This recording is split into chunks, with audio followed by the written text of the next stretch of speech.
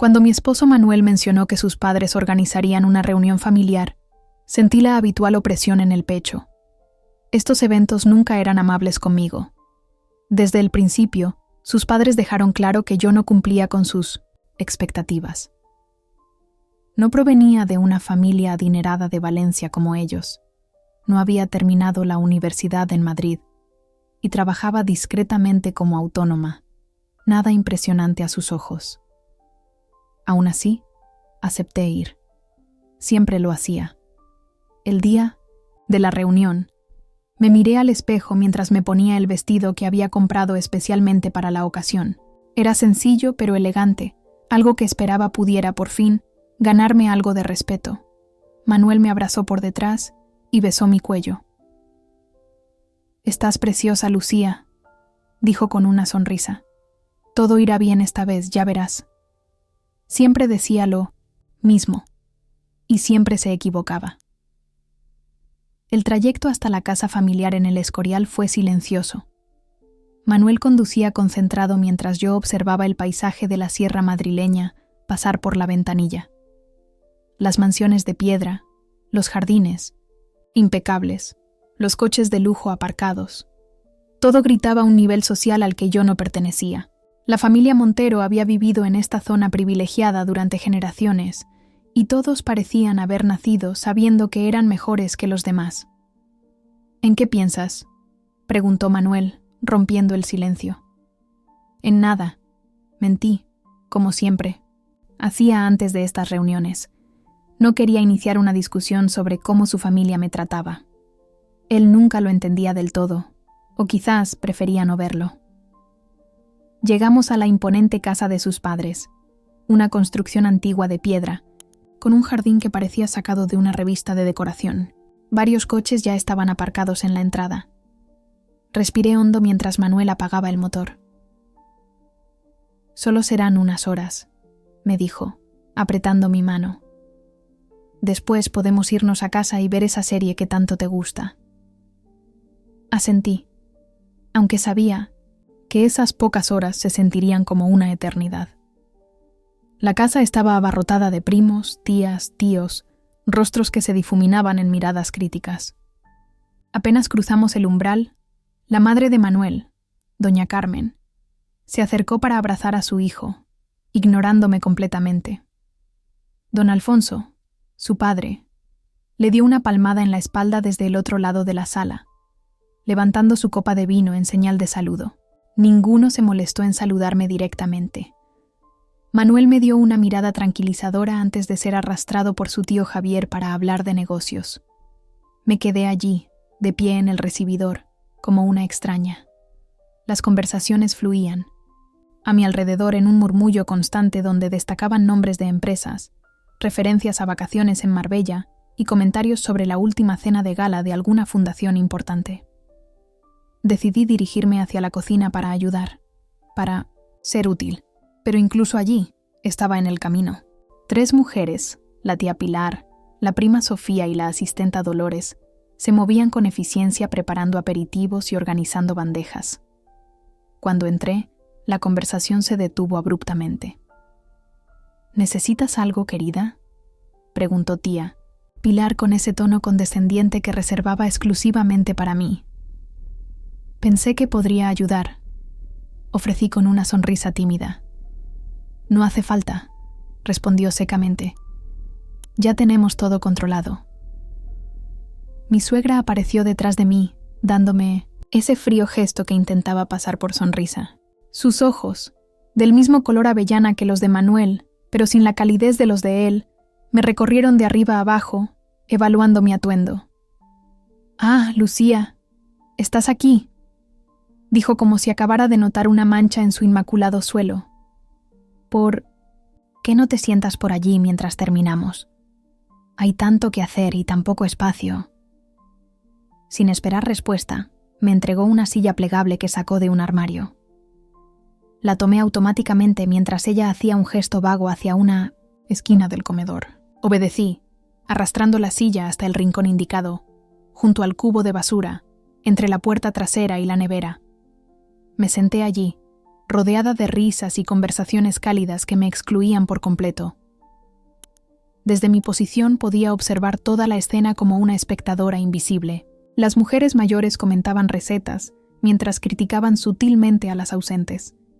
Los hombres discutían de política y negocios en el salón, con ese aire de importancia que solo da el dinero antiguo. Los jóvenes primos presumían de sus estudios en universidades privadas o sus viajes financiados por papá y mamá. En un momento dado, escuché a alguien reírse y susurrar: «Ahí está la decoración de la familia. No hace nada, solo está ahí sentada para verse bonita». No, dije nada. Simplemente doblé las manos en mi regazo y fijé la mirada en las baldosas del suelo. Traté de recordar cómo había llegado a esta situación. Había conocido a Manuel en una cafetería de Madrid donde yo trabajaba, mientras intentaba establecerme como diseñadora gráfica. Él había entrado una tarde lluviosa, empapado y con una sonrisa que iluminó todo el local. No era como los hombres pretenciosos que solían frecuentar la zona. Hablamos durante horas después de mi turno, y contra todo pronóstico, seguimos viéndonos. Cuando me presentó a su familia 6 meses, después, supe que sería difícil. Lo que no imaginé fue que, 3 años después de nuestra boda, seguiría siendo la intrusa, la chica del barrio obrero de Vallecas, que había tenido la osadía de casarse con uno de los suyos. Las horas pasaban, lentamente. Nadie se acercaba a conversar conmigo excepto para pedir que les pasara algo, o para hacer algún comentario aparentemente inocente que escondía una crítica. La prima Sofía me preguntó si mi vestido era de una tienda del centro comercial, con ese tono que dejaba claro que cualquier respuesta sería inadecuada. El tío Roberto me preguntó, como quien no quiere la cosa, si por fin había encontrado un trabajo de verdad. Manuel ocasionalmente me lanzaba miradas desde el otro lado de la sala, pero nunca venía a rescatarme. Estaba demasiado ocupado siendo el hijo perfecto, el sobrino perfecto, el primo perfecto. A veces me preguntaba si se avergonzaba de mí, o si simplemente había aprendido a ignorar el desprecio de su familia hacia mí. El abuelo Ernesto, patriarca de la familia, y el único que a veces me trataba con algo parecido a la amabilidad, se acercó cojeando con su bastón. «¿Cómo estás, pequeña?», preguntó, sentándose en una silla cercana. «Bien, don Ernesto. Gracias por preguntar», respondí, agradecida por la atención. «Esta familia puede ser dura con los forasteros», comentó, mirando a su alrededor. «Pero el tiempo pone a cada uno en su lugar, ya verás». Antes de que pudiera responder, doña Carmen apareció y se llevó al abuelo con la excusa de que la cena estaba a punto de servirse. Me quedé nuevamente sola, observando cómo todos se dirigían al comedor principal, sin que nadie se molestara en avisarme. Me levanté lentamente y seguí al grupo, preparándome mentalmente para la siguiente fase de esta tortura social que apenas comenzaba. La cena fue larga y repleta de actuaciones, personas presumiendo de sus hijos, sus ascensos, sus nuevos coches. Me senté en el extremo más alejado de la mesa, donde habían colocado un plato adicional como una ocurrencia tardía. El mantel de hilo blanco, la vajilla de porcelana fina y las copas de cristal tallado contrastaban con mi incomodidad. Cada tenedor, cada cuchillo parecía un instrumento de tortura, mientras intentaba recordar las reglas de etiqueta que Manuel me había enseñado apresuradamente antes de la primera cena familiar. La conversación fluía como el vino caro que servían, saltando de tema en tema, siempre evitándome. Tía Pilar hablaba de su hija Alicia, que acababa de conseguir un puesto en el Ministerio de Economía.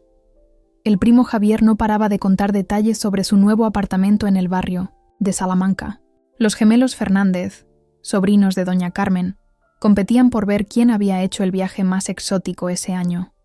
Uno a Bali, el otro a Tanzania. Cuando el segundo plato estaba por servirse, un cordero asado que olía deliciosamente, a romero y tomillo, la conversación dio un giro inesperado hacia mí. Fue don Alfonso quien rompió mi invisibilidad autoimpuesta, con una copa de Rioja en la mano y esa sonrisa que nunca llegaba a sus ojos. «Y dime, Lucía», comenzó, haciendo que todas las miradas se dirigieran hacia mí. Sigues jugando a ser diseñadora, ¿eh? Es muy mono. Entonces, ¿qué haces realmente todo el día? Sus palabras fueron recibidas con risas apenas disimuladas. Incluso algunos de los primos más jóvenes se unieron. Manuel miró su plato, súbitamente fascinado por un trozo de patata. Trabajo en proyectos de diseño gráfico, don Alfonso. Respondí con toda la dignidad que pude reunir.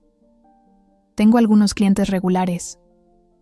¿Clientes?, intervino tía Raquel, arqueando una ceja perfectamente depilada. ¿Te refieres a esas cafeterías de barrio donde haces carteles por 20 euros? ¡Qué encantador! Más risas. Sentí que mis orejas ardían, pero me negué a bajar la mirada. La tía Raquel, con su collar de perlas y su blusa de seda, nunca había trabajado un día en su vida. Su único mérito había sido casarse con un banquero 20 años mayor que ella. En realidad, trabajo con varias empresas que... Comencé a explicar, pero doña Carmen me interrumpió. Manuel nos contó que estabas haciendo algunos dibujitos para una pastelería de tu barrio, dijo con falsa dulzura. Es bueno tener hobbies, supongo. No me molesté en corregirla, en explicar que el proyecto al que se refería era en realidad el rediseño completo de la identidad visual de una cadena de panaderías con 12 locales en Madrid. Manuel me había escuchado hablar de ello durante semanas, pero aparentemente, al contárselo a su madre, había reducido mi trabajo a dibujitos. Alguien más añadió, probablemente se casó con la familia esperando vivir del apellido. Esa me dolió más que el resto. Miré a Manuel, esperando que dijera algo, que me defendiera. Pero permaneció en silencio. Tal vez estaba avergonzado, o tal vez se había acostumbrado a las burlas. Estaba sola en esa habitación, invisible y dolorosamente consciente de ello. Mi silla crujió cuando me moví ligeramente, deseando que se colapsara y me diera una excusa para irme. Continuaron sus bromas, y yo solo podía sentarme allí como un fantasma. Habían creado una versión de mí que se ajustaba a su desdén. Una mujer inútil, sin voz, sin orgullo, sin presencia, y les dejé creerlo, porque hablar se sentía como gritar en el vacío. Lo que yo no entiendo, continuó don Alfonso, limpiándose la comisura de los labios con la servilleta de tela, es por qué Manuel no te busca algo en la empresa, aunque sea para contestar el teléfono o algo así. Papá, por favor, murmuró Manuel finalmente, pero sin convicción. ¿Qué? Solo digo que podría ser útil por una vez, respondió su padre, provocando otra ronda de risitas. La prima Sofía, siempre dispuesta a unirse al acoso, añadió. Claro, pero tendría que aprender a vestirse apropiadamente primero. No todo. El mundo puede permitirse el lujo de ir a trabajar como si acabara de salir de El Rastro. Mi vestido, que me había parecido elegante esta mañana, ahora se sentía como un disfraz barato bajo sus miradas críticas. Cada comentario era una pequeña puñalada, cada risa una herida que se abría un poco más. El abuelo Ernesto golpeó la mesa con su bastón, haciendo que todos se sobresaltaran. «Ya basta», dijo con voz cascada pero firme. En mis tiempos se respetaba a las nueras, fueran quienes fueran. Un silencio incómodo cayó sobre la mesa. Doña Carmen carraspeó. «Papá, solo estamos bromeando. Lucía lo entiende, ¿verdad, querida?» Todas las miradas se volvieron hacia mí, esperando mi confirmación de que estaba bien ser el objeto de su desprecio. Tomé un sorbo de agua para ganar tiempo, sintiendo cómo mi garganta se cerraba. Por supuesto, respondí finalmente, odiándome por mi cobardía. La conversación poco a poco se desvió hacia otros temas más seguros. La política, el último escándalo de corrupción, el tiempo inusualmente seco para esta época del año en Madrid. Respiré un poco más tranquila, aunque podía sentir miradas furtivas y sonrisas burlonas dirigidas hacia mí de vez en cuando. Durante el postre, un flan casero que en otras circunstancias habría disfrutado, la prima Elena, que acababa de regresar de un año en Nueva York, comenzó a hablar de su experiencia trabajando en una revista de moda. El ambiente es tan dinámico, tan creativo, explicaba con entusiasmo. Todo el mundo tiene algo interesante que aportar. No como aquí, intervino tía Pilar, lanzándome una mirada de reojo. Algunas personas simplemente no tienen nada que decir, ¿verdad? Sentí la bilis subir por mi garganta. ¿Por qué había venido? ¿Por qué seguía sometiéndome a este trato? Miré a Manuel, que charlaba animadamente con su primo sobre el último partido del Real Madrid, aparentemente ajeno a mi sufrimiento.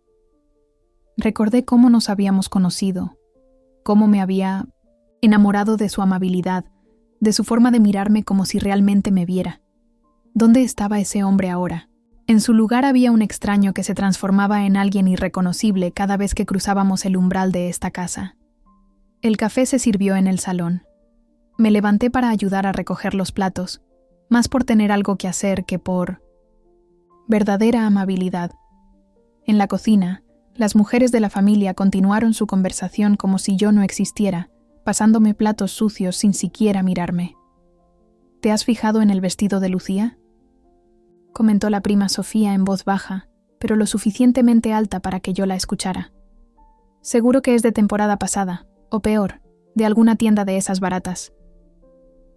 Manuel podría haberle comprado algo decente, respondió tía Raquel, aunque supongo que ni la ropa cara puede disimular ciertos orígenes.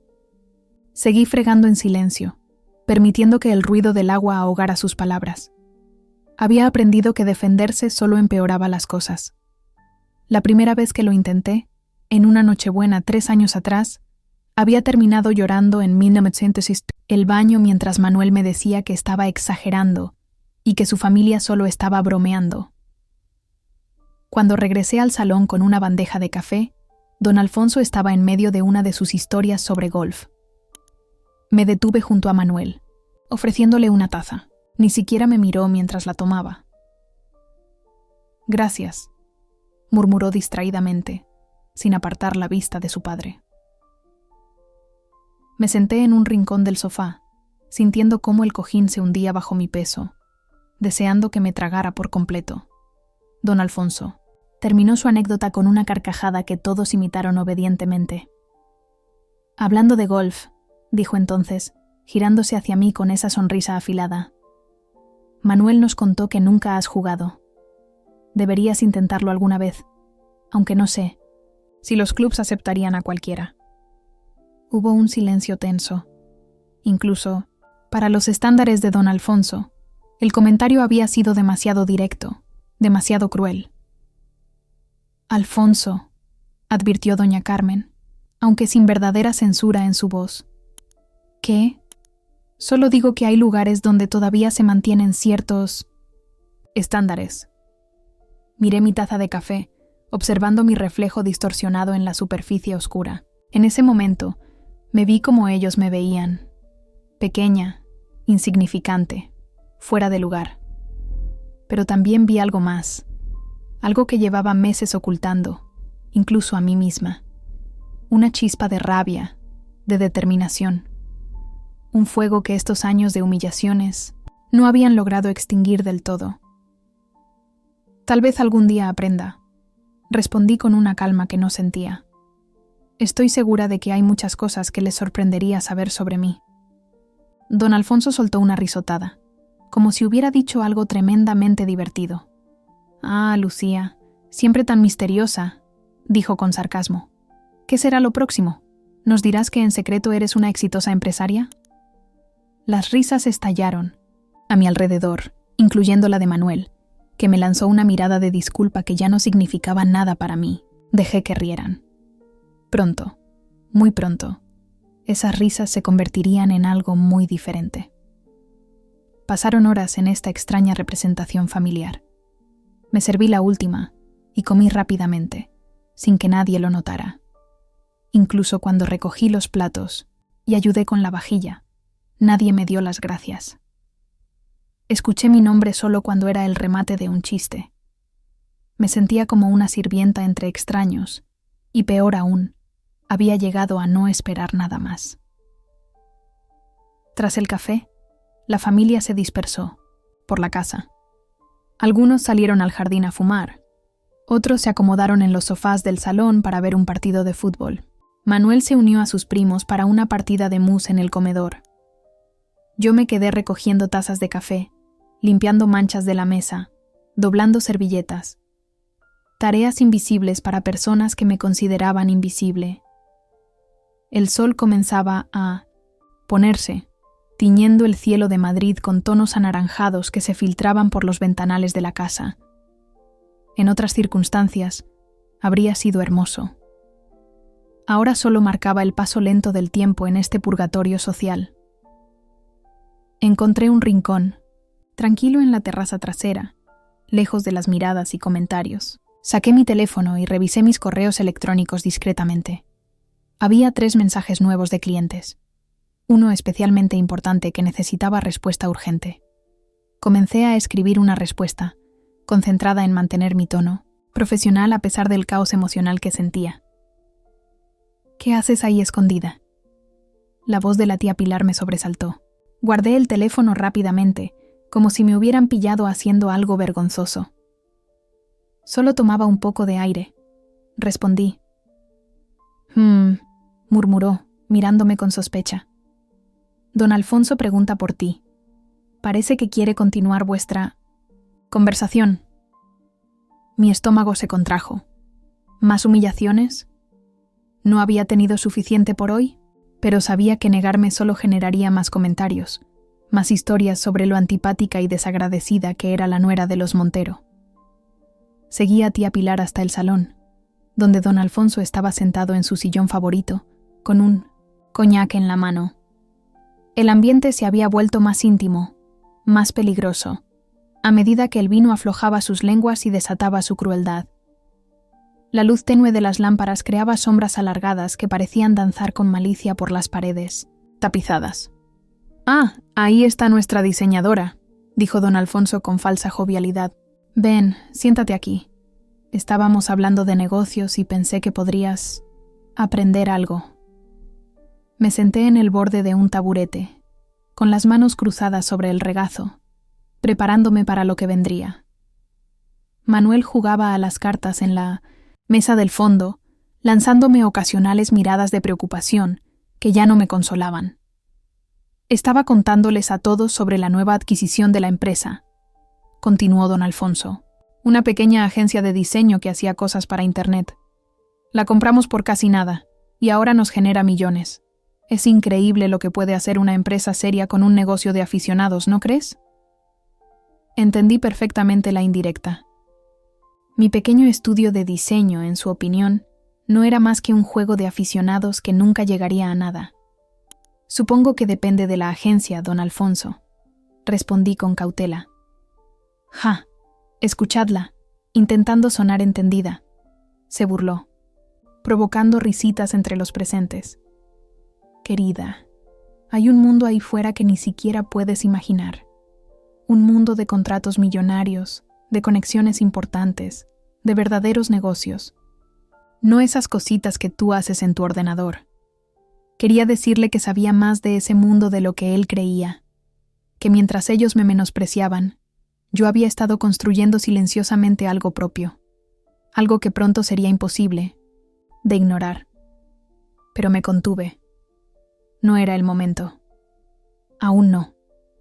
Doña Carmen se acercó y, con la falsa dulzura que la caracterizaba, dijo: «Realmente deberías escribir sobre esto. Tu vida como una advertencia para otras chicas que piensan que casarse por encima de su clase social arreglará todo». De nuevo, risas. Seguí sin responder. Mi silencio era lo único que podía controlar. En el fondo estaba esperando el momento que siempre había imaginado, pero nunca pensé que llegaría. Un momento en que dejaría de ser pequeña. Un momento en que la verdad hablaría por sí misma. «¿No tienes nada que decir?», insistió don Alfonso, ligeramente irritado por mi falta de reacción. Siempre le había molestado no conseguir provocarme. «Lo suficiente. Creo que ya han dicho todo lo que había que decir», respondí, con una calma que los desconcertó. El primo Javier, algo ebrio y envalentonado, se unió al acoso.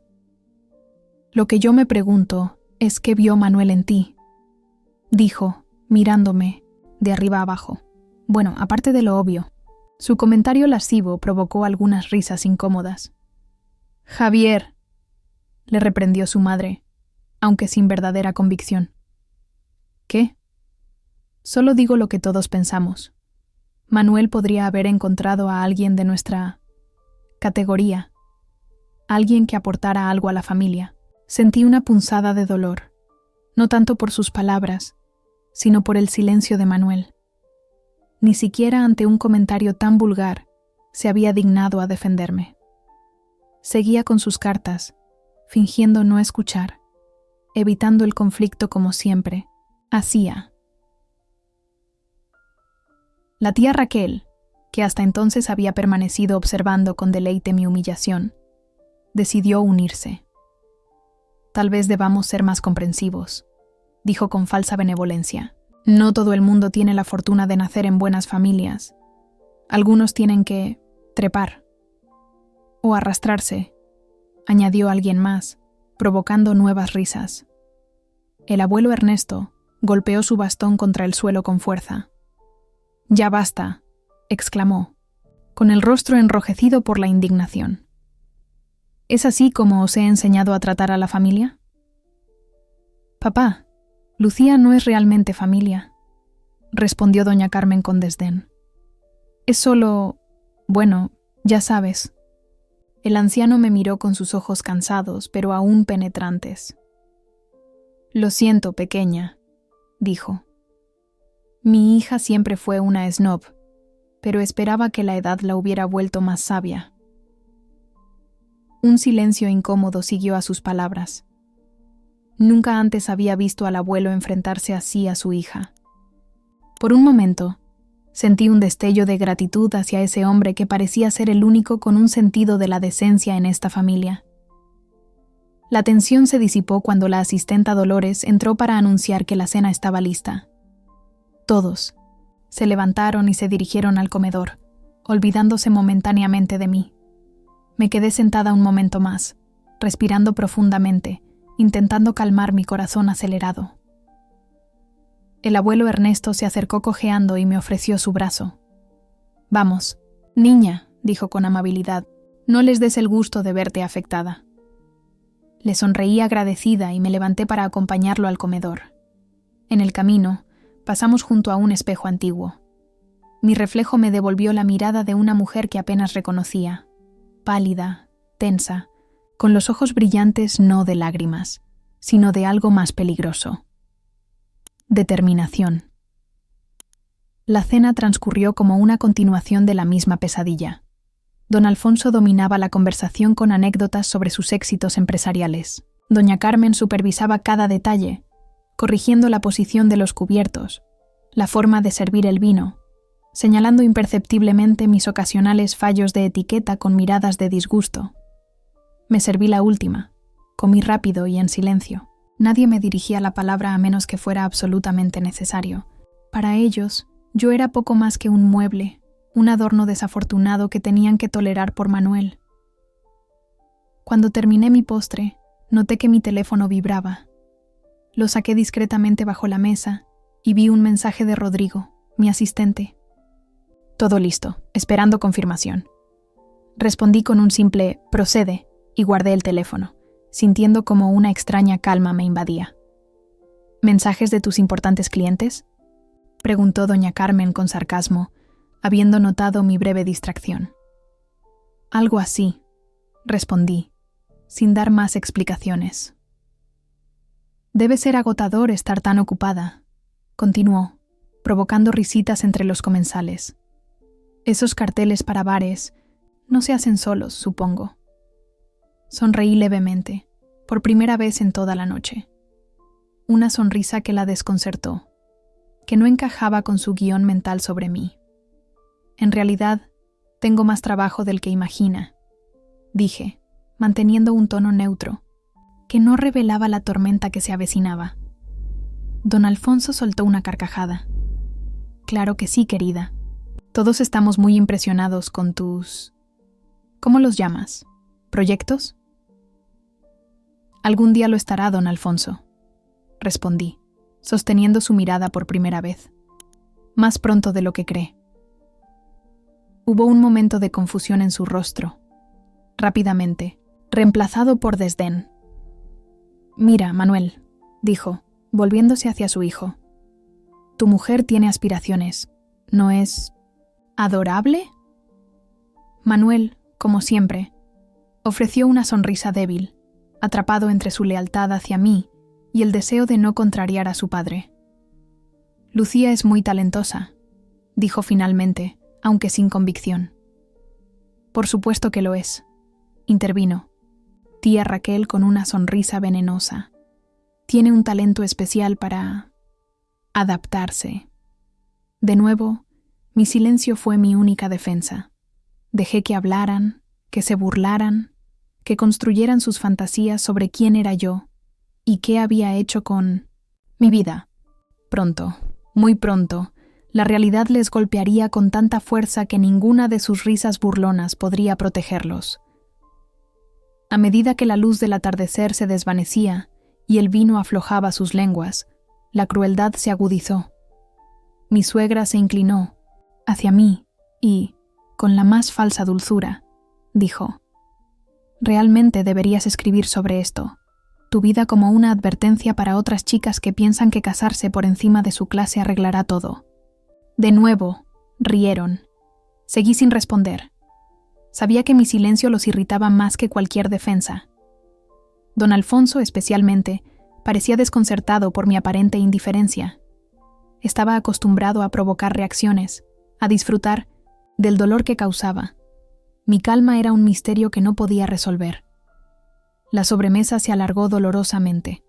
Café, licores, más conversaciones que me excluían deliberadamente. Observé cómo la familia Montero se comportaba en su hábitat natural. Arrogantes, seguros de su superioridad, convencidos de que el mundo les debía respeto simplemente por su apellido y su cuenta bancaria. En lo más profundo, estaba esperando el momento perfecto. Había planeado cada detalle. Había calculado cada reacción.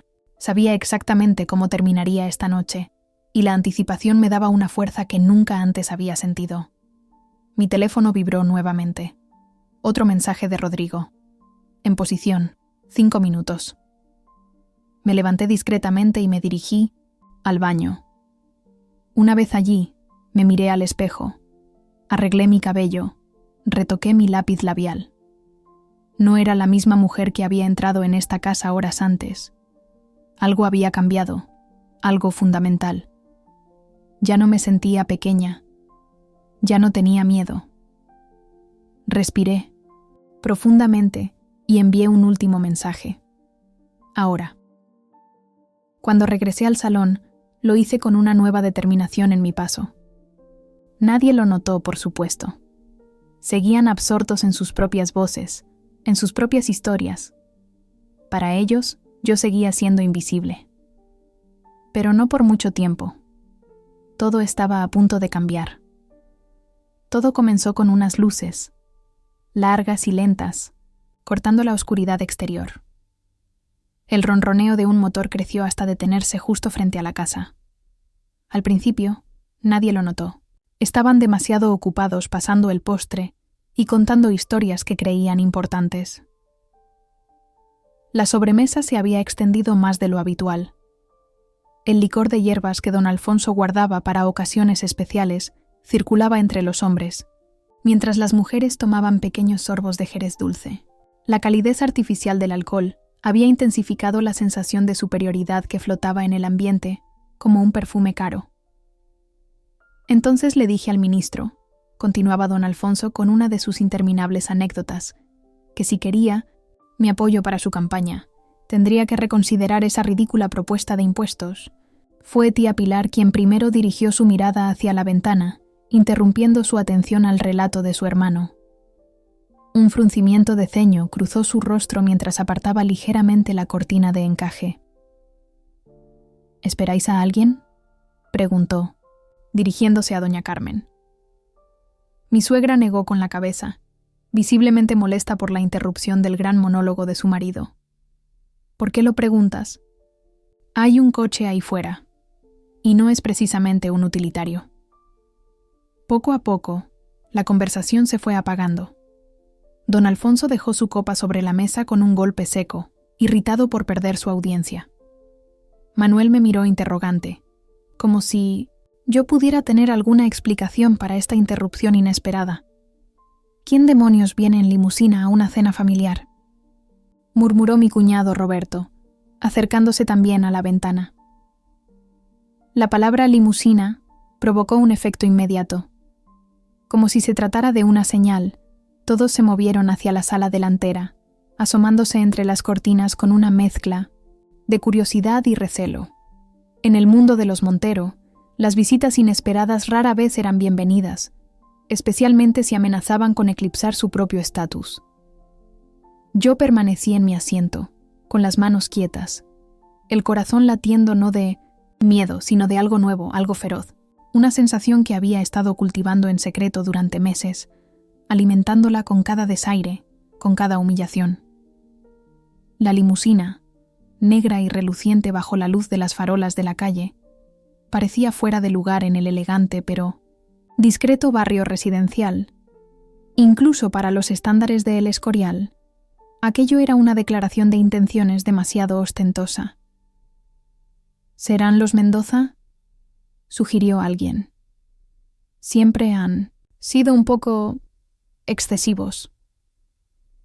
Los Mendoza no vendrían sin avisar, respondió doña Carmen, con un tono que dejaba claro lo inapropiado que le parecía tal comportamiento. Cuando el chófer, vestido con un impecable uniforme negro, salió y rodeó el vehículo para abrir la puerta, finalmente me levanté. Caminé lentamente pasando entre los rostros sorprendidos, sus risas congeladas en expresiones de desconcierto. A medida que me acercaba a la puerta, sentí como todas las miradas se posaban en mí por primera vez en toda la noche con auténtica atención. ¿A dónde vas?, preguntó Manuel, súbitamente alerta, como si acabara de darse cuenta de mi existencia.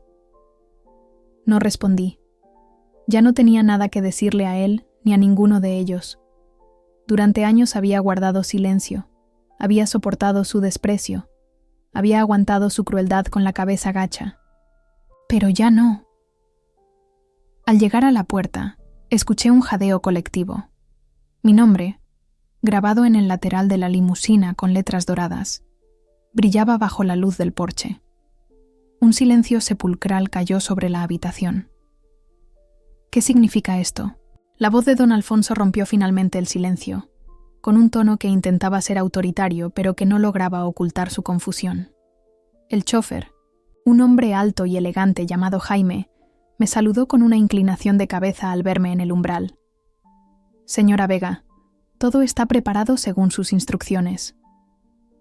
Escuché los murmullos confusos detrás de mí. ¿Señora Vega? ¿Por qué no usa el apellido Montero? El uso de mi apellido de soltera era solo el primero de muchos golpes que estaba a punto de asestar. Gracias, Jaime, respondí con una calma que contrastaba con el caos de emociones que sentía. ¿Has traído los documentos que te pedí? Por supuesto, señora. Están en el maletín, como solicitó. Jaime me entregó un elegante maletín de cuero negro con mis iniciales grabadas en oro. Lo tomé con una seguridad que habría sido imposible para la mujer que había entrado en esta casa horas antes. Al girarme, enfrenté a la familia Montero completa, agrupada en el recibidor como un rebaño desconcertado. Sus rostros mostraban una mezcla de emociones, confusión, incredulidad y algo que nunca antes había visto dirigido hacia mí, un atisbo de respeto teñido de temor. Manuel dio un paso adelante, con el ceño fruncido. Lucía, ¿qué está pasando? ¿De quién? ¿Es esa limusina? Es mía, respondí simplemente, disfrutando secretamente de la forma en que sus ojos se abrieron de par en par. Don Alfonso soltó una risotada forzada, aunque la incertidumbre era evidente en su voz. Vamos, no seas ridícula. ¿Cómo podrías? Tú... Es mía, repetí, esta vez con más firmeza, al igual que la empresa cuyo nombre lleva. Doña Carmen se adelantó, con esa sonrisa falsa que tanto había llegado a despreciar. Querida, si esto es algún tipo de broma... No es ninguna broma, doña Carmen, la interrumpí, saboreando la sorpresa en su rostro ante mi repentina asertividad. Pero entiendo su confusión. Después de todo, ustedes nunca se molestaron en preguntar realmente sobre mi trabajo. Un tan silencio incómodo se instaló en el recibidor. Podía sentir la tensión creciendo, el desconcierto transformándose lentamente en inquietud. La dinámica de poder, tan firmemente establecida durante años, comenzaba a tambalearse visiblemente. El abuelo Ernesto, apoyado en su bastón, fue el único que sonrió abiertamente. Siempre supe que había más en ti de lo que ellos querían. Chaver, dijo con una chispa de orgullo en sus ojos cansados. Los callados son los que más sorprenden. Jaime permaneció junto a la puerta abierta, su postura profesional pero vigilante. A través de la entrada podía verse la limusina, su carrocería negra reflejando las luces de la casa como un espejo oscuro. Mi nombre, Lucía Vega, resplandecía en el lateral como una declaración de independencia. Don Alfonso, recuperando parte de su compostura, se acercó con esa expresión que utilizaba para intimidar a sus socios comerciales. «Explícate», exigió, como si aún tuviera alguna autoridad sobre mí. Coloqué el maletín sobre la mesa del recibidor y lo abrí lentamente. Dentro había carpetas organizadas meticulosamente, cada una con el logo de mi empresa. Un simple pero elegante diseño que yo misma había creado hace casi 3 años, cuando todo esto comenzó.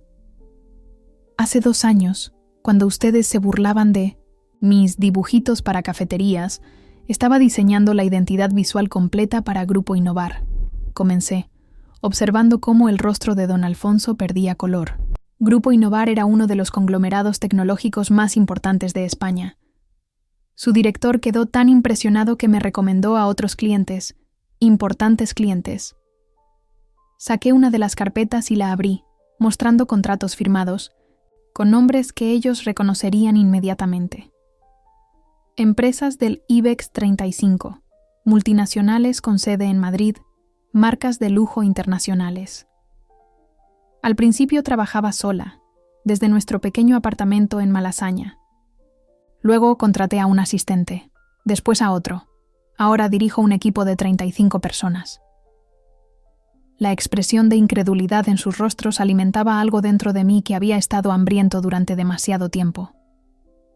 ¿Por qué nunca dijiste nada?, preguntó Manuel, con una mezcla de asombro y lo que parecía ser una punzada de traición.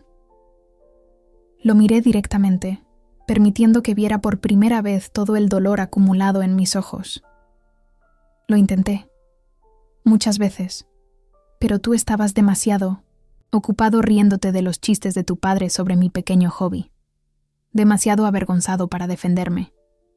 Así que decidí guardar silencio y dejar que mis logros hablaran por sí solos cuando llegara el momento. Pero, tartamudeó doña Carmen, su mundo ordenado desmoronándose visiblemente ante sus ojos. ¿Cómo es posible? Tú no tienes educación, contactos, clase, completé por ella. Tengo talento, doña Carmen, algo que ninguna cantidad de dinero o apellidos ilustres puede comprar. La familia permanecía inmóvil, como si se hubieran convertido en estatuas de sal. Solo el abuelo Ernesto se movió, acercándose para examinar los documentos sobre la mesa con genuino interés. Impresionante, murmuró, pasando las páginas de los contratos. ¿Y todo esto lo has construido mientras te trataban como a la criada? No fue fácil, admití. Pero cada desaire, cada burla, cada momento sentada junto al cubo de basura, me dio más determinación. Miré alrededor, a esos rostros que durante tanto tiempo me habían mirado con desdén. Ahora me observaban con una mezcla de incredulidad, vergüenza y, en algunos casos, un respeto reticente. La limusina no es para presumir, aclaré, cerrando el maletín. Es porque esta noche debo ir al aeropuerto. Salgo para Nueva York. Acabamos de firmar un contrato con una de las mayores agencias de publicidad del mundo. Manuel dio un paso hacia mí, extendiendo una mano temblorosa. Lucía, yo no sabía. Me aparté ligeramente, esquivando su contacto. Ya era demasiado tarde para sus disculpas, para su repentino interés. Nunca preguntaste, respondí simplemente. Jaime carraspeó discretamente desde la puerta. Señora Vega, si queremos llegar a tiempo para su vuelo... Asentí, recogiendo el maletín. Era hora de marcharse, de dejar atrás este capítulo de humillaciones y comenzar verdaderamente mi nueva vida. Al dirigirme hacia la puerta, los faroles del jardín iluminaron mi camino como si me guiaran hacia un futuro brillante que yo misma había construido. Los Montero quedaron atrás, inmóviles en el recibidor, enfrentándose por primera vez a una verdad que habían sido demasiado arrogantes para ver. Me giré para enfrentarlos. Por primera vez en toda la noche, todos los ojos estaban fijos en mí. La boca de don Alfonso se abrió ligeramente y luego se cerró. Mi suegra dio un paso atrás, como si la verdad de quién era yo la empujara físicamente. Los primos parecían confundidos. Manuel parecía aturdido. No entiendo, balbuceó don Alfonso, su voz desprovista de la arrogancia habitual. Estás diciendo que esa empresa, Vega Designs, es tuya. Completamente mía, confirmé. Fundada, dirigida y desarrollada por mí, sin ayuda de nadie, especialmente sin la ayuda de la ilustre familia Montero. El silencio que siguió a mis palabras tenía un peso casi físico.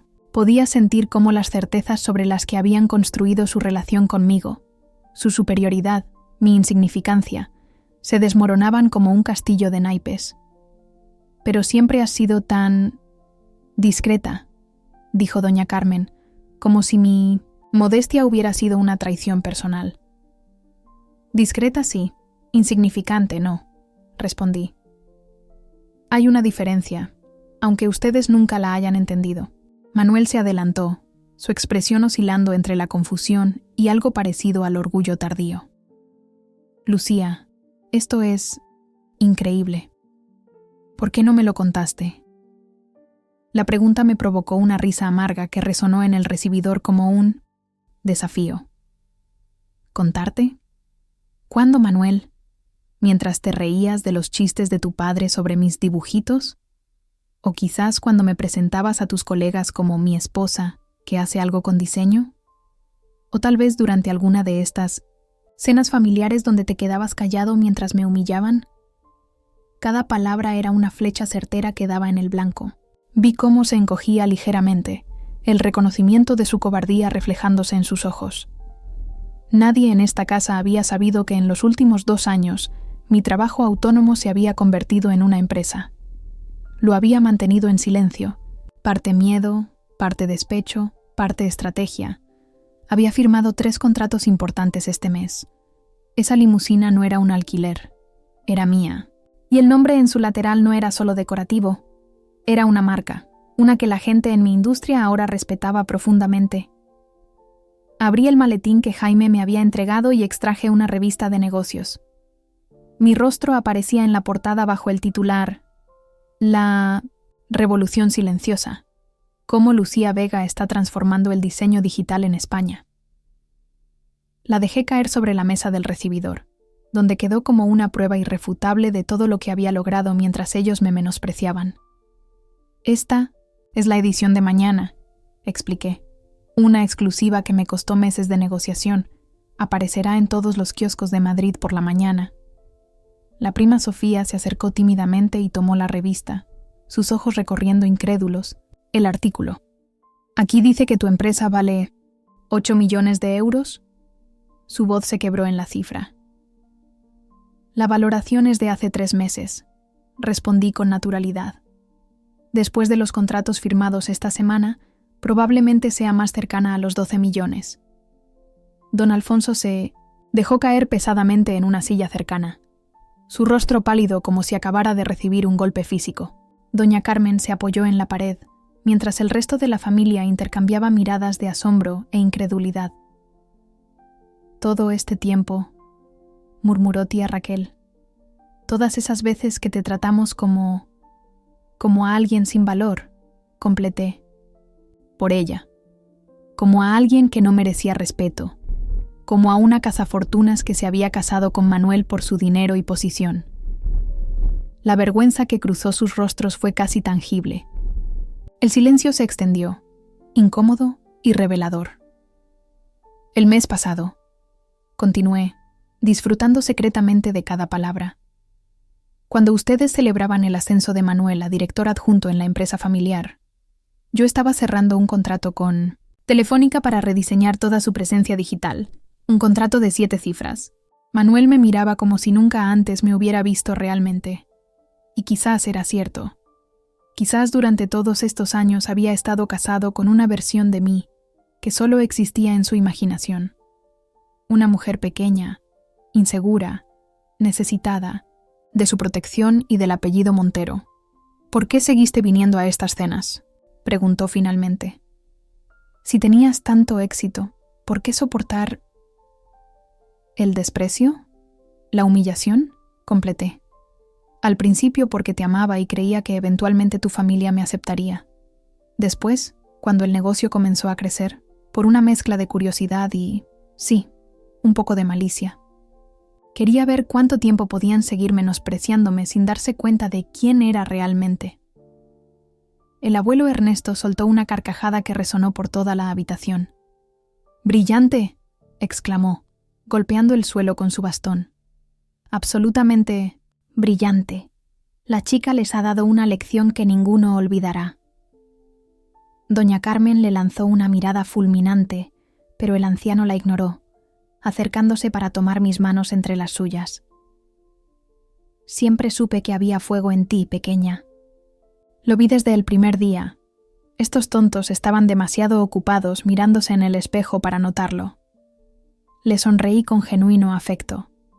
De toda la familia Montero, solo él había mostrado alguna vez un interés real en mí como persona. «Gracias, don Ernesto». Sus palabras siempre significaron mucho para mí.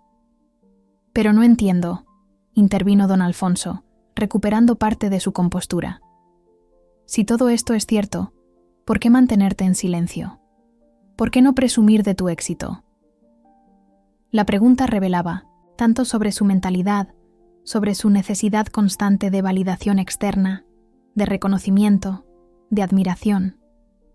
«Porque no todos necesitamos alardear de nuestros logros para sentirnos válidos», respondí. «Algunos de nosotros encontramos satisfacción en el trabajo bien hecho, no en el aplauso que genera». La indirecta dio en el blanco. Don Alfonso, conocido por presumir de sus éxitos empresariales en cada oportunidad, pareció encogerse ligeramente. Además, añadí, había algo poéticamente justo en permitirles seguir subestimándome mientras construía algo que eventualmente sería imposible de ignorar. Jaime carraspeó discretamente desde la puerta, recordándome el tiempo. «Señora Vega, su vuelo», asentí recogiendo la revista y devolviéndola al maletín. Era hora de partir. «¿Te vas?», preguntó Manuel, su voz teñida de pánico. «¿A dónde? ¿Por cuánto tiempo?». «A Nueva York, inicialmente, luego Tokio, posiblemente Singapur. Estamos expandiendo operaciones en Asia». Hice una pausa, mirándolo directamente. «Y no sé cuándo volveré, o si volveré. Pero nosotros... nuestro matrimonio». «¿Nuestro matrimonio?». La pregunta salió más dura de lo que pretendía, pero era demasiado tarde para contenerme. «¿Te refieres a esa relación donde tú te sientas en silencio mientras tu familia me trata como a una sirvienta? ¿Donde pretendes que no escuchas cuando tu padre insinúa que me casé contigo por dinero? ¿Donde nunca, ni una sola vez, me has defendido realmente?». Sus ojos se llenaron de lágrimas, y por un momento sentí una punzada de compasión. Pero luego recordé todas las noches que había llorado en silencio. todas las veces que había tragado mi orgullo, todos los momentos en que me había sentido invisible. «Lo siento», murmuró, extendiendo una mano hacia mí. «No tenía idea. Pensé que solo eran bromas». Ese es el problema, Manuel. Nunca fue una broma para mí. Era mi vida, mi dignidad, mi valor como persona. El resto de la familia observaba nuestro intercambio en un silencio sepulcral, como espectadores incómodos de una obra de teatro demasiado real, demasiado cruda. Doña Carmen dio un paso adelante, su rostro una máscara de arrepentimiento calculado. «Lucía, querida, claramente ha habido un malentendido. Si hubiéramos sabido sobre tu éxito, naturalmente te habríamos tratado de manera diferente». Su comentario cristalizó exactamente lo que estaba mal en toda esta familia. Para ellos, el respeto no era un derecho humano básico, sino algo que se otorgaba basado en el estatus, el dinero, el poder. «Y ese es precisamente el problema, doña Carmen», respondí con calma. «Ustedes solo respetan lo que temen o envidian, no lo que simplemente es digno de respeto por existir». Tomé el maletín y me dirigí hacia la puerta. No había más que decir, nada más que explicar. Durante años había soñado con este momento. Había ensayado mentalmente esta confrontación, pero ahora que había llegado, me sentía extrañamente vacía. No había triunfo en sus expresiones de shock y vergüenza, solo la triste confirmación de que nunca habían sido las personas que merecían mi tiempo o mis lágrimas. «Mi abogado se pondrá en contacto contigo, Manuel», dije sin volverme, «sobre los términos de la separación». Escuché su jadeo de sorpresa, pero continué caminando. Cada paso que me alejaba de esa casa era un paso hacia mi libertad, hacia un futuro que yo había construido con mis propias manos. Al salir al porche, la noche madrileña me recibió con una brisa fresca que parecía limpiar años de resentimiento acumulado. Las estrellas brillaban sobre el Escorial, con una claridad que no había notado al llegar, o quizás era yo quien veía todo con mayor nitidez ahora. Jaime me esperaba junto a la limusina, sosteniendo la puerta abierta. Antes de entrar, me permití un último vistazo hacia la casa de los Montero. A través de las ventanas iluminadas, podía ver sus siluetas, todavía inmóviles, como figuras congeladas en el tiempo. Mi nombre brillaba en el lateral de la limusina, un recordatorio tangible de todo lo que había logrado a pesar de ellos, no gracias a ellos. Ya no era la nuera insignificante, la chica de Vallecas que había tenido la osadía de casarse por encima de su clase.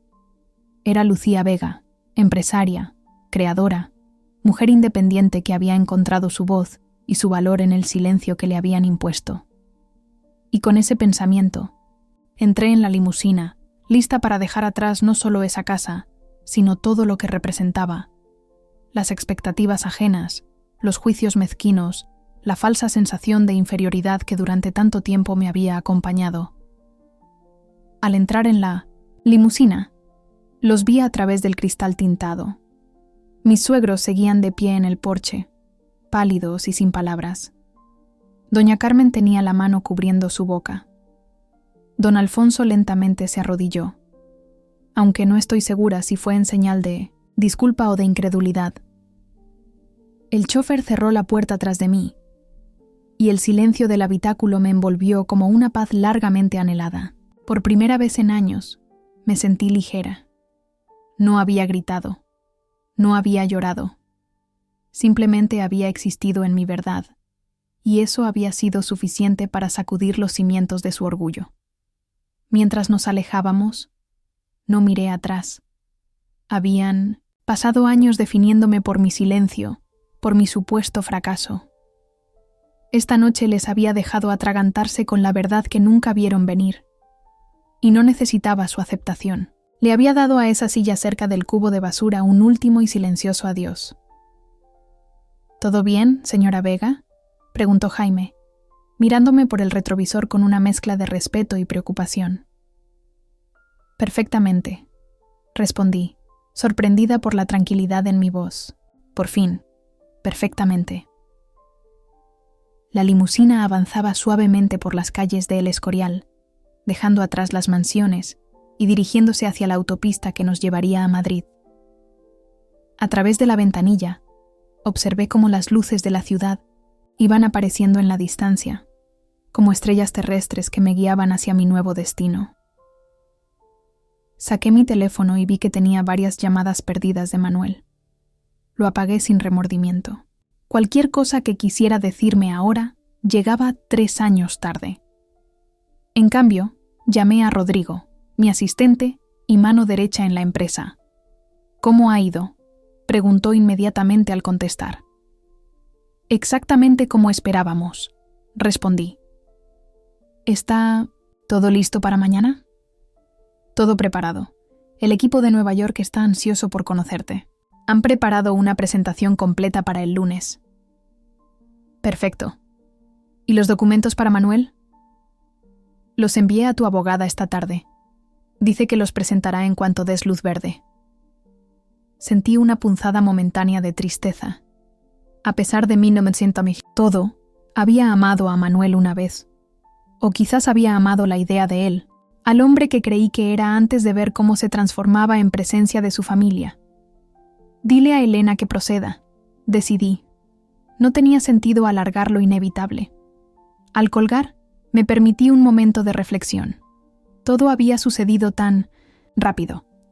Hace apenas 3 años, era una diseñadora freelance, luchando por conseguir clientes. Ahora dirigía una de las agencias de diseño digital más prometedoras de España, con oficinas a punto de abrirse en Nueva York y planes de expansión en Asia. El punto de inflexión había llegado después de una cena familiar particularmente humillante, similar a la de esta noche. Había regresado a casa determinada a cambiar mi situación, no solo financieramente, sino emocionalmente. Me había dado cuenta de que mientras siguiera buscando la aprobación de los Montero, nunca sería verdaderamente libre. Así que me había sumergido en el trabajo, aprovechando cada contacto, cada oportunidad, cada momento libre. Mientras Manuel y su familia asumían que estaba jugando a ser diseñadora, yo estaba construyendo meticulosamente un imperio. Cada contrato que firmaba, cada cliente importante que conseguía, cada reconocimiento de la industria era un ladrillo, más en el muro de mi independencia. Y lo había mantenido en secreto, no por vergüenza, sino por estrategia. Parte de mí quería ver hasta dónde llegarían con sus burlas. ¿Cuánto tiempo pasaría antes de que alguno de ellos se molestara en preguntar realmente por mi trabajo, por mis aspiraciones, por mi vida? Ninguno lo hizo. Ni siquiera Manuel. La limusina tomó la salida hacia el aeropuerto de Barajas. Aún quedaban 2 horas para mi vuelo, tiempo suficiente para reflexionar sobre el camino recorrido y el que tenía por delante. Mi teléfono vibró con un mensaje de texto. Era del abuelo Ernesto. Siempre supe que eras especial, pequeña. Ve y conquista el mundo. Estaré aquí aplaudiendo cada uno de tus logros. Sonreí, sintiendo un nudo en la garganta. De toda la familia Montero, solo él había visto más allá, de las apariencias, más allá del origen humilde y la falta de apellidos ilustres. Gracias por creer en mí, respondí. Lo significó todo. Mientras tecleaba, otro mensaje entró. Esta vez de Manuel. Por favor, Lucía, tenemos que hablar. No puedes simplemente irte así. Te amo. Podemos arreglar esto. Miré las palabras en la pantalla, palabras que hace un año me habrían hecho dudar, reconsiderar, tal vez incluso volver. Pero ya no. Había atravesado un umbral invisible del que no había retorno. No hay nada que arreglar. Escribí después de una larga pausa. No se trata de una discusión o un malentendido. Se trata de años de permitir que me trataran como menos que una persona. De elegir la comodidad del silencio sobre la incomodidad de defenderme. De pretender no ver lo que estaba justo frente a ti. Su respuesta llegó casi inmediatamente. Dame otra oportunidad. Seré diferente. Les diré a mis padres que no pueden tratarte así. Les diré que se acabó. Sentí una risa amarga subir por mi garganta. Ahora que sabía que tenía dinero, ahora que tenía éxito, ahora que mi nombre aparecería en la portada de una revista de negocios, de repente encontraba el coraje que le había faltado durante 3 años. Ese es precisamente el problema, respondí. Solo ahora que soy alguien según los estándares de tu familia, merezco ser defendida. Solo ahora que tengo éxito, mi dignidad importa, pero una persona merece respeto simplemente por ser persona, Manuel, no por lo que ha logrado o lo que posee. No esperé su respuesta. Apagué el teléfono y lo guardé en mi bolso. Esa conversación, como mi matrimonio, había terminado. La limusina se detuvo en la terminal internacional. Jaime salió para abrir mi puerta y sacar mi equipaje del maletero. Mientras me dirigía al mostrador de primera clase, sentí una extraña sensación de vértigo, como si estuviera al borde de un precipicio desconocido pero emocionante. Su pasaporte, por favor, solicitó la agente con una sonrisa profesional. Le entregué el documento, notando que aún llevaba el apellido Montero. Una de las primeras cosas que haría al regresar sería cambiarlo de nuevo a Vega. No por rencor, sino porque ese nombre ahora significaba algo. Lo había convertido en una marca, en un símbolo de calidad y creatividad. Todo está en orden, señora Montero. Su vuelo a Nueva York sale en 90 minutos. ¿Desea pasar a la sala VIP mientras espera? Señora Vega, por favor, corregí suavemente. Y sí, me gustaría usar la sala VIP. Mientras caminaba por el aeropuerto, me detuve ante un kiosco. Allí, en un expositor, vi varias revistas de negocios. Mi cara aún no aparecía en ninguna portada. Esa edición saldría mañana, pero pronto lo haría. La revolución silenciosa de Lucía Vega, un título que resumía perfectamente mi viaje. En la sala VIP, me senté junto a un ventanal con vistas a la pista de aterrizaje. Aviones despegaban y aterrizaban en una danza constante de llegadas y partidas, de finales e inicios, como la vida misma. Mi teléfono sonó una vez más. Lo saqué, esperando ver otro mensaje desesperado de Manuel. En cambio, era una notificación de mi banco. La transferencia para la compra del apartamento en Nueva York se había completado, con éxito. Sonreí. Un nuevo hogar en una nueva ciudad, un nuevo comienzo. Pensé en la casa de los Montero, en el comedor donde tantas veces me había sentido pequeña e insignificante, en la silla plegable junto al cubo de basura, en las risas disimuladas, los comentarios mordaces, las miradas de desdén. Y luego pensé en mi oficina en Madrid, en el equipo que había construido, en los premios que adornaban las paredes, en mínimos los clientes importantes que ahora solicitaban nuestros servicios, en la oficina de Nueva York que me esperaba, en las posibilidades que se abrían ante mí. No había sido un camino fácil. Había trabajado hasta el agotamiento, había arriesgado. Todo, había aprendido por las malas muchas lecciones del mundo empresarial, pero cada obstáculo, cada desafío, cada momento de duda había valido la pena para llegar a este punto. Una azafata se acercó con una copa de champán en una bandeja. Con los cumplidos de la aerolínea, señora Vega. Les complace tenerla, a bordo del vuelo de esta noche. Tomé la copa, agradeciendo con una sonrisa. El champán burbujeaba, dorado y brillante bajo las luces de la sala. Lo levanté en un brindis silencioso. Por las sillas junto a los cubos de basura que nos enseñan nuestro valor, por las palabras crueles que nos hacen más fuertes, por los silencios que, a veces, hablan más alto que cualquier grito, y por los finales que son, en realidad, magníficos comienzos. Bebí un sorbo, saboreando no solo el champán, sino el dulce sabor de la libertad de ser quien realmente era, sin disculpas, sin vergüenza, sin la sombra de las expectativas ajenas. Por el altavoz anunciaron la primera llamada para mi vuelo. Recogí mi bolso y me dirigí hacia la puerta de embarque con paso firme. No llevaba mucho equipaje. La mayoría de mis pertenencias ya habían sido enviadas a mi nuevo apartamento en Manhattan, pero cargaba conmigo algo infinitamente más valioso, la certeza de mi propio valor.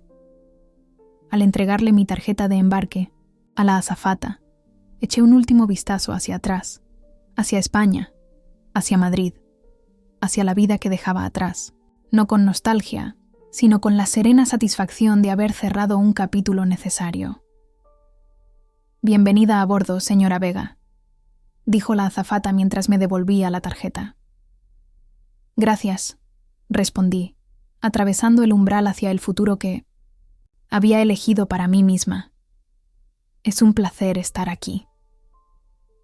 Y lo era. Un placer, un privilegio y una victoria duramente ganada. Los Montero habían pasado años definiéndome por mi silencio, por mi supuesto fracaso. Esta noche les había dejado enfrentarse a la verdad que nunca vieron venir, y mientras el avión despegaba, elevándose sobre las luces de Madrid, sentí cómo se desprendían de mí los últimos vestigios de aquella mujer insegura que una vez se había sentado junto al cubo de basura, aceptando un lugar que nunca mereció.